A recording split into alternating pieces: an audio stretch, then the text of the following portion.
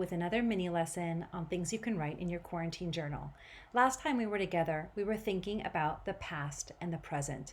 We were thinking about what life was like before we came home to learn during this period of the school year, and what is like in the present now. We're thinking about how life has changed, and we were doing this because we wanted to help historians really understand how things are changing because of the coronavirus pandemic.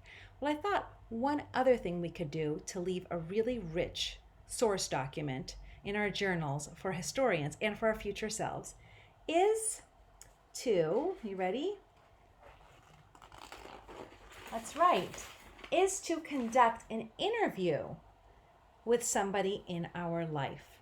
Now, interviews are wonderful ways to document people's lives and also how they've changed during the coronavirus pandemic. So I've made you a little how to do an interview. I think you'll have a lot of fun with this. The first thing that you need to do to interview somebody is you have to choose a person. Now, you can choose one person or many people. You can choose, a grandparent, an aunt and uncle, or you can choose a kid or somebody else that you know. I have interviewed so many people in my family. I'm kind of the family historian, and I find interviewing anybody fascinating. I can't tell you how interesting it is to hear what people's lives are like. So choose a person or do a couple of interviews. The next thing you'll have to do is to think of some questions. Now, I've done a little bit of that work for you. So the first thing that you want to ask somebody in an interview is, what do you do? I'm going to give you a little tip. Even if you know what they do, ask them. It's a good way to start the interview. You'll have it recorded, and people want to tell you what they do. So you're going to want to ask them, what do you do? What kind of job do you have? And what is what you do? What is it like now? And what was it like before we went home for the pandemic? So you're going to want to do some of that work that we did last time, right? How was your job? What is it like now or before? If you're a kid, what are the things that you do? What are they like now? And what were they like before? Okay? Because the whole time that you're asking people these things is you want to understand, how have things changed? So another thing that you can ask the person you're interviewing is, what is a typical day for you like now? And what was a typical day like for you before the quarantine? How's your typical day changed? You can also ask them, what do you miss? What are the kinds of things you don't have now that you had before? How did they change? What are the things that you miss? And another thing that you might want to ask them, because we're always looking for silver linings, is, what are the happy surprises of the quarantine? And what I mean by that is, there's always two sides to every coin.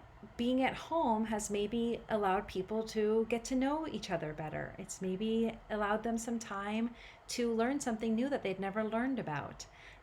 There's always a silver lining, even in the hardest of times. So you might ask them, what have been the happy surprises of the quarantine? Now, let me show you how to do the interview. The first thing that you're going to want to do is you're going to want to record it. Now, you can record this with an app on your phone, or you can record it in a Zoom. If you did a Zoom, you can press record. But if you record a conversation, either in audio or in a video, you have to ask the person permission. And all you say is, may I record our conversation? If they say no, you do not record it. You need permission to do that. Okay? Another way to record an interview, if you don't want to use an app on your phone or you don't want to use a video, is you can take notes. You can take notes in your journal, or you can take notes on your computer if you're a fast typer. You could even make a chart. And what I mean by a chart is, when I do my interviews, I usually have a list of questions, and then I fill in the answers next to them on a chart, on a piece of paper. Sometimes I do it on a computer because I am a fast typer, but if I wasn't, I would just handwrite it. So these are the ways to do interviews. And of course, whenever you're done with an interview, you always, which is something I know that you know, is you always want to say thank you because that person you interviewed shared with you their time and their story. And that is the biggest gift that someone can give to you is their time and their story. So writers, I hope you really enjoy this process. Interviewing people is one of my favorite things to do. I hope one day I'll get to interview you. Think about who might be an interesting person to interview, who you're curious about. It could be somebody as close to you as the person that you're living with. It doesn't have to be too difficult, but it could be a chance to call somebody who lives far away and make those connections that we've been trying to make while we are apart. Writers, I can't wait to see what you come up with. Off you go.